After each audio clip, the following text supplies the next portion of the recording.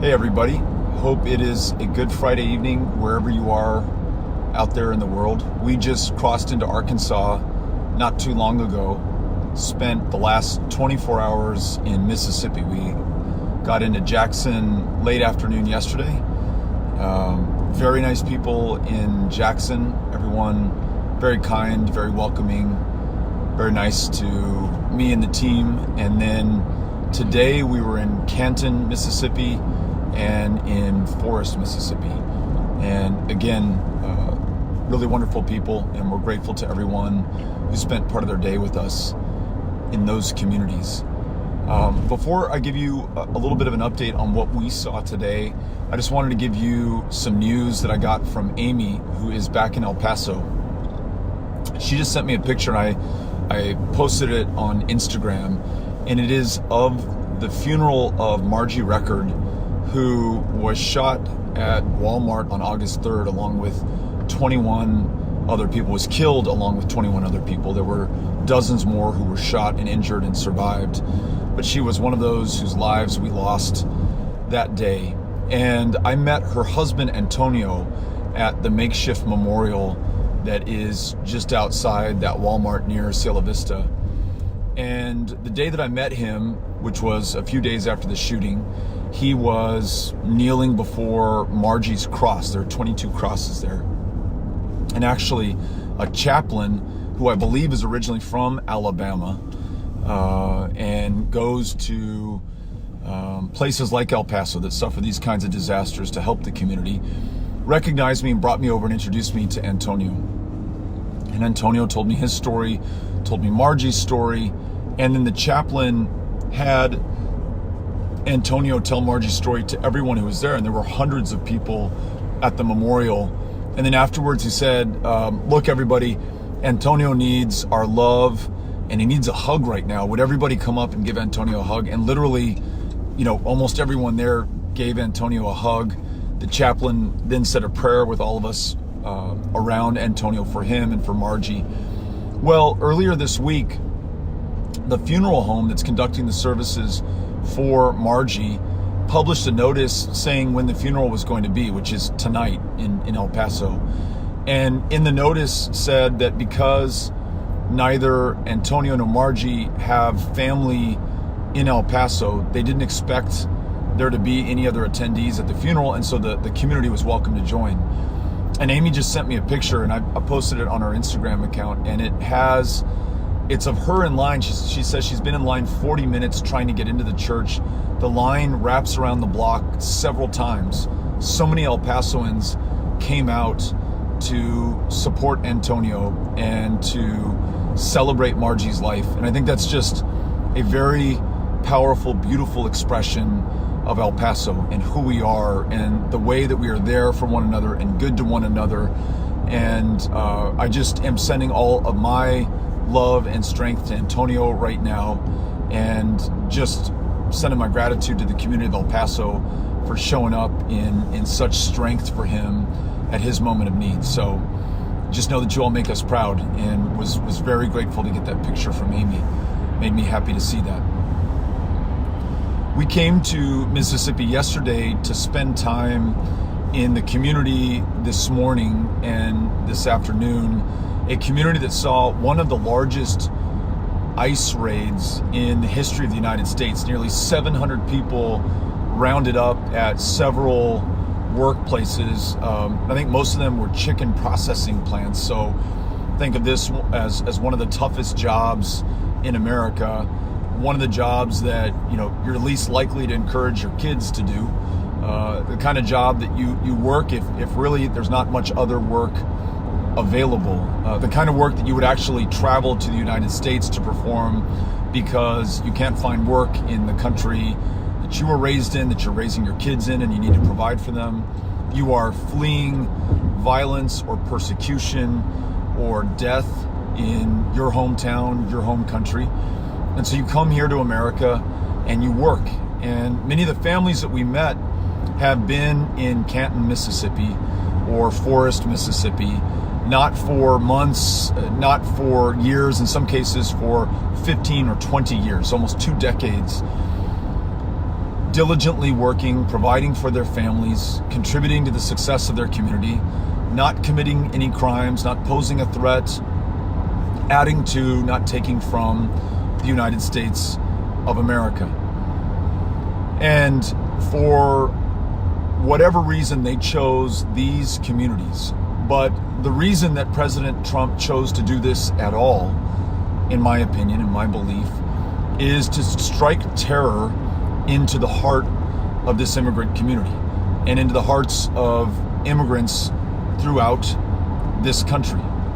Though they pose no threat and should not be a law enforcement priority, taking those parents away from their kids who at the end of the first day of school, instead of being picked up from their parents or by their parents, learned that their parents had been picked up and detained.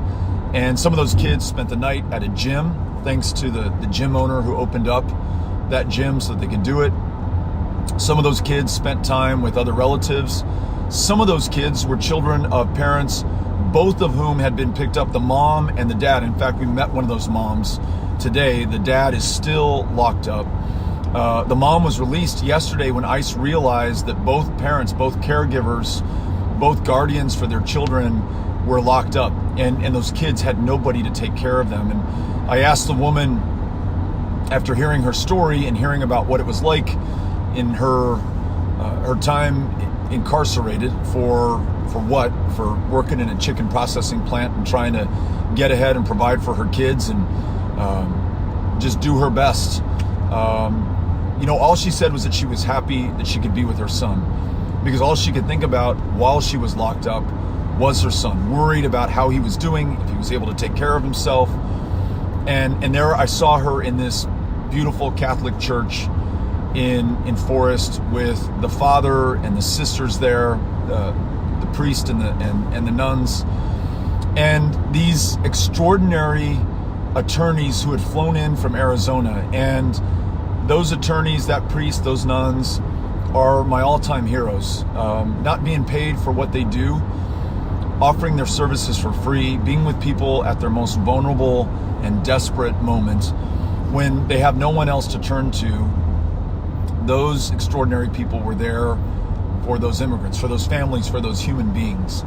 And we're really taking care of them. We're helping them to navigate our legal system. We're helping to make sure that their kids had someone to care for them. We met a father of 3, and I believe his daughter is 4 months old. I think he has a 3 or a 4-year-old child and an 11-year-old son, who reminded me a lot of my kids at their best.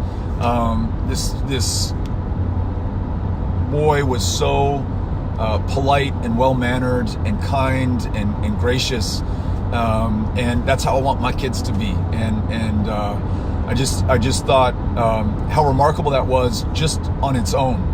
Anyone who's the parent of an 11-year-old knows what I'm talking about.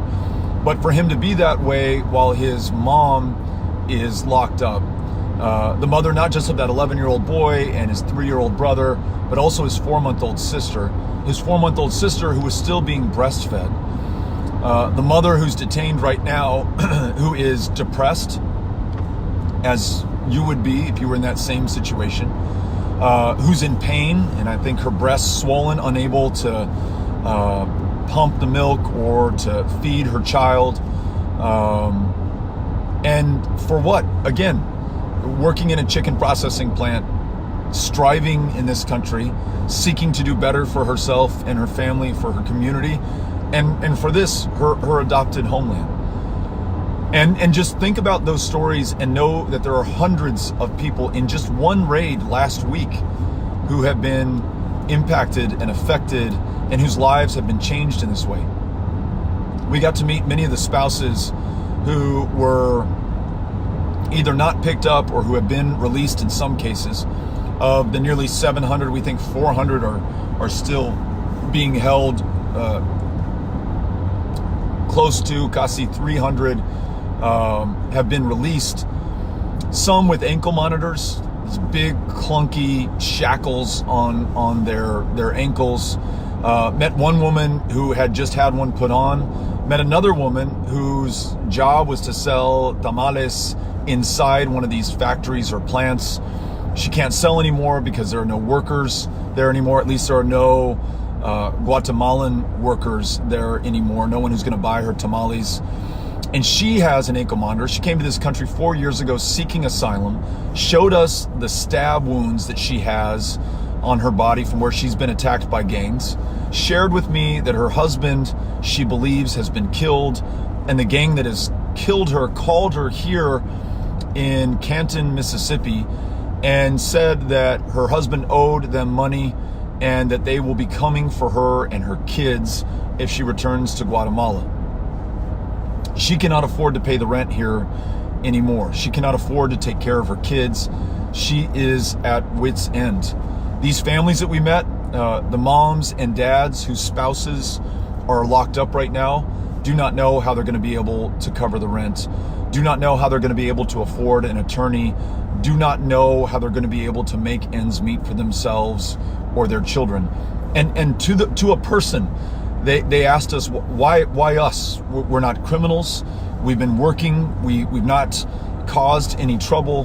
Why did they do this to us? And one woman said, and I'm paraphrasing, but she said, there are people who are really anxious about immigrants being a burden on society or on this country. And she said, I've never been a burden on this society or this country. I've never taken any public assistance or aid. And so if you're worried about that, then let me work. Let me get back to my job, because I don't want to be a burden on anybody. I just want to be able to work. And so many of these families, the mom would work during the day and the dad would work at night, or the dad would work during the day and the mom would work at night. Literally the hardest working people you could hope to meet. And we met many of them in a little store whose owner is really the center of this community. She is there to help those who need help, to offer advice, comfort, love, a hug. And we saw all of that taking place in her little store. And that was powerful too, as were the volunteers who'd come out, who were bringing food for families who can no longer afford to buy that for themselves, who dare not risk coming out in public, going to a supermarket if they had the money to afford to buy food in a supermarket, just need to quickly and discreetly pick up the bare minimums to be able to feed their kids and then return home, too scared to leave the house for anything else. In fact, we met a woman who was picked up in this raid, released, and has been too afraid to go to the workplace to pick up the check for the work that she's been doing. We met people who told us they make $8 an hour. We met people who told us they make $12 an hour. Again, in some of the toughest jobs, working those hours and now not receiving that check because they just fear going back into that workplace, into that plant, into that factory. So I want everyone to know what's happening right now, and this is happening in your name as an American. And as we all know in this democracy, take no comfort, feel no superiority that this was the decision of Donald Trump and his administration. In this country, it's on all of us to make it right. And so if you think that this is wrong, really important that you reach out to your member of Congress, to your senator, reach out to the administration, to the president directly, and tell them how strongly you feel about this, about how this president is terrorizing people who have really done what any human would do in the same situation, who pose no threat to this country, are not going to attack anybody, are not violent, are not criminals, and who right now need our help. And that means releasing their spouses, their parents, their sons and their daughters who are being locked up. By the way, at extraordinary expense to you as the American taxpayer. You're footing the bill to clothe them, to provide food for them, a roof over their heads. Meanwhile, they're unable to work and to make a living for themselves or their families, or pay back or contribute to the success of their communities or this country. You want them to be freed. You want those families to be reunited. You want an end to workplace raids in this country. We have seen a tenfold increase and these kinds of inhumane raids in the United States under this administration. This is an attack on immigrants. It does nothing to make us safer. In fact, you talk to law enforcement, local law enforcement, they'll tell you that this makes us less, not more safe, because now people in these immigrant communities no longer trust law enforcement. So they're not going to report crimes or serve as witnesses or testify in trials. They're no longer going to contribute as much to the safety and security of their communities. Donald Trump is diminishing the safety in your town when he makes your neighbors afraid of one another, afraid of law enforcement, afraid of doing the right thing. The other thing that you can do is to contribute, and I think somebody's pinned a link right now, but there are two basic needs. One is covering the rent. It's due in about 2 weeks. And if they're unable to pay the rent, they're out on the street with little kids, without knowing the prospect for their spouse to be released or how to stay in touch with them, especially if they're not in a home. So if you can contribute towards their ability to meet the next rent payment, I know that would be appreciated by them. And literally, it is the most important thing that they face. To a person, everyone mentioned that. Second, we want to support those attorneys who pro bono want to be able to travel to Canton and to Forest and to these other communities that have been impacted to help these families navigate our legal system.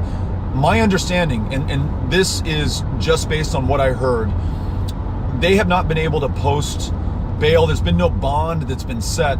Now, I think you can commit any number of crimes in this country and you have the ability to post bail and to get out. These families cannot, as though they pose some, existential threat or risk to this country, which is absolutely ridiculous. So if you want to help them to be able to have access to an attorney, which I also think is fundamental to their ability to be back together again as a family, you can make a donation to the pinned link in this stream that we have here tonight. If you're a subscriber of ours, we'll be sending out an email in the morning with links to these kinds of organizations that you can make donations to. We sent an email out, I think earlier this week or last week when we first learned that this had happened, and many of you donated, and we were able to raise a significant amount of money for the folks here in these communities, but we need to raise a lot more. And I know that because I just spent time with them, and they're telling me that they still have not been able to meet their needs for rent or attorneys. Cynthia, am I forgetting any stories that you heard today that were really powerful that you want to make sure that we share? I don't know if you had mentioned the young girl that you, 18 years old. Was it college? When we were leaving the little store, the tiendita, this young woman, 18 years old, came up and she began to tell me about her dad, and then just tears started streaming down her face. And she said, my dad was at one of these plants, and luckily he got out before ICE came in, and may have just been leaving at his normal, end of shift, may have had to leave for some other reason. Her mother also happened to not be working that day. I think they work at the same plant. But the reason she was crying is she said, I just can't imagine what that would be like if my dad, who raised me here, now mind you, she's 18 years old and is a U.S. citizen and was born in this country. To give you an idea of how long her dad and her mom have been working these kinds of tough jobs, making these very low salaries, and providing for her and her success. She's now in college, and she's going to do something great for herself, for her community, for her country, in her life. Her parents worked to make that possible, and we all want that to be possible, because her success is, by extension, our success as a country. And yet she cannot focus on her studies right now. She cannot focus on getting ahead or doing better. All she can think about, to the point that she's moved to tears, is about her parents and about how they are still going to work because they got to go to work, because that's the only way they can make ends meet. And yet they know every day that they go to work, they may not come home from work. Know also that this is not just happening in Mississippi. It's not just happening in Texas. It is happening all across this country and could happen in your community next. I think one of the big lessons that we are fully learning, and I'm really understanding right now, is none of us is separate from any danger or threat that we face in this country. All of us are in this together. Not only a responsibility to be there for one another in moments like these, but also an understanding that it could happen to you next. That workplace raid could be in your community, devastate those people that you live with. One other story that I thought I'd tell you. I know the feed is kind of shaking, sorry. Try to stabilize that.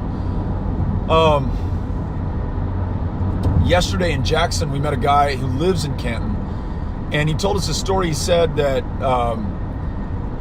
he was at his church this last Sunday, and he says, you know, it's a conservative community, a conservative church. If I had to guess, everyone in there is a Republican. And the pastor was talking about this raid and the devastation that the immigrant community is feeling, and just how immoral and inhumane this is, and how unthinkable it is that America, this wealthy, powerful country of immigrants and asylum seekers and refugees, people who came from all over the planet, made a home here and were successful, and this country was successful by their very presence, that we're doing this to this generation of immigrants. And this guy who was telling me the story said, man, when he said that to this very conservative congregation, I just felt like that was not going to go over well. But the pastor ended by saying, now we've all got to stand up and make sure that we help these immigrants and do the right thing for them. And if that's donating food, if it's donating money, if it's donating other resources, let's do it. And this guy told me that to a person, everyone in the congregation applauded, stepped up, stepped forward, and helped out. And that's one of these moments that begins to restore your faith when it was tested, just a few days before with this horrific ICE raid. So my purpose in part in sharing this with you by Facebook is that I believe you are going to be moved as well to help these families in the short term, to help them make ends meet, to get an attorney, in the long term, to make sure that we rewrite this country's immigration laws, fully legalize their presence in their communities with their families so they can work without fear, go to school without fear, contribute to the health and success of their community without fear, do even greater things for all of us that every one of us in this country will benefit from. And the way to do that is to keep the pressure up and to take this fight directly to Donald Trump, to make sure that everyone in this country knows the consequences and the cost of this man in the White House. The terrifying look in the eyes of those kids or the spouses that we met, moms and dads, that's due to one person. So beating him, replacing him, and then leading on rewriting our immigration laws in our own image, in the image of Canton, in the image of Forest, Mississippi, in the image of El Paso, Texas, in the image of your community, knowing full well that the immigrants who live with us are contributing far more than they are ever taking to our success, to our strength, to our security, and to our safety. And that's going to be reflected in the laws that we write, the policies that we practice, the way we treat one another as human beings with dignity and respect. And we saw a lot of that today by those who are stepping forward and helping these immigrants out at this most challenging moment for them. So I want to thank everybody who is doing that. We will be in Little Rock, Arkansas tomorrow, and I think we have a couple of public events. Cynthia, if you want to share with me what those events are so that we can welcome people to them or invite people to them. And then two, if you just want to make sure that I read out the link to donations for these families in Mississippi, we'll do that. So let's start with the donations, if you have that. I think there were two groups, right? Right, I think. I'm sorry, I had to turn that one off so I can pull it for tomorrow. It's pinned. Okay. You know what? Cynthia's telling me that it's pinned on this stream, so look for that. I wish I could share it. Can somebody else pull it up? All right. How about the events tomorrow? And I'll look.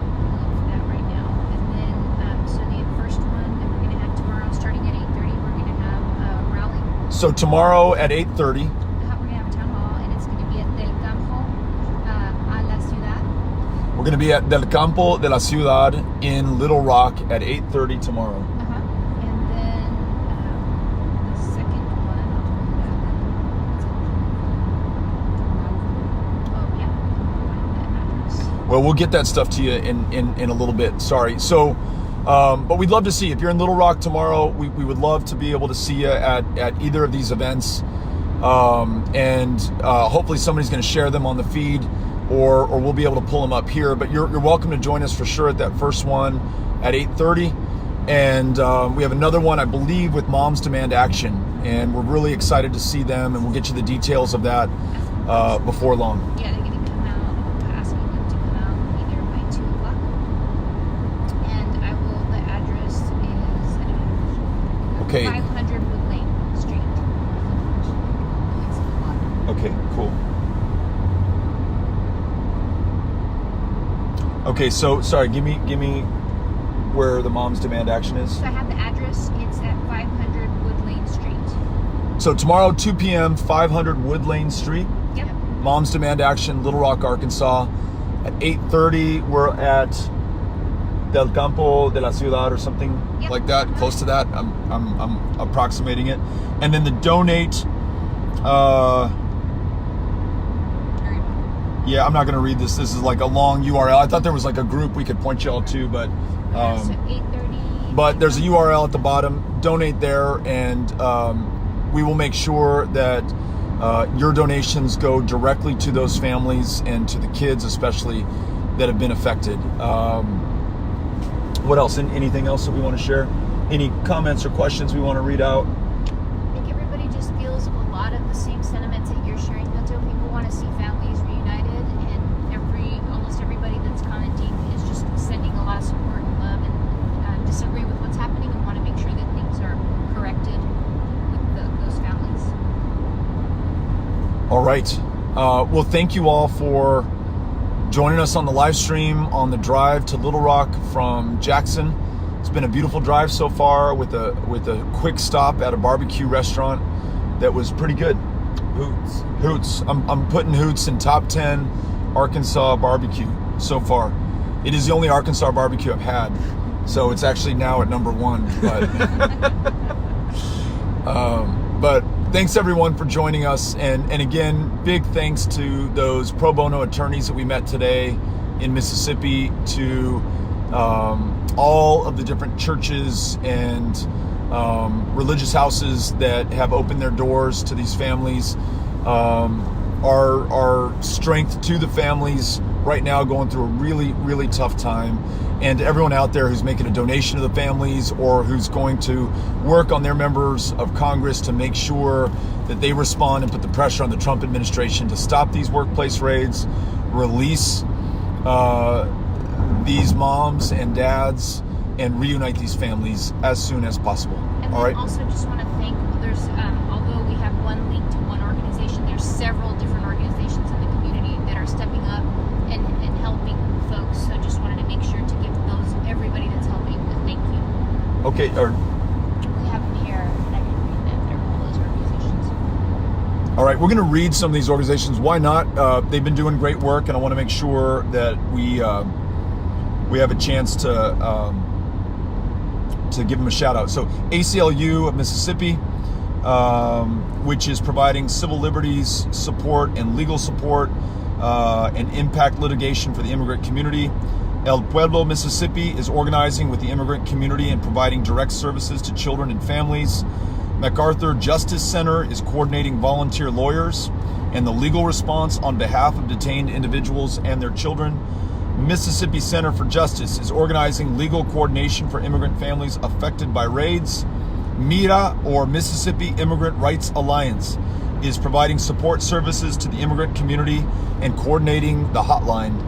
And the Southeast Immigrant Rights Network is providing support services to the immigrant community and also coordinating the hotline. So I want to thank all the organizations, all of their members, all the volunteers, all the great people of Mississippi who are stepping up right now and making sure that the rest of the country understands what's happening and that we do something about this. So thanks everybody, and you all have a great and safe Friday night. Our love back to El Paso, to Antonio, to everyone there who's still pulling through and coming together. Our thoughts are with you all right now, and Amy, if you are tuning in, looking forward to talking to you soon. Adios. Bye-bye, everybody.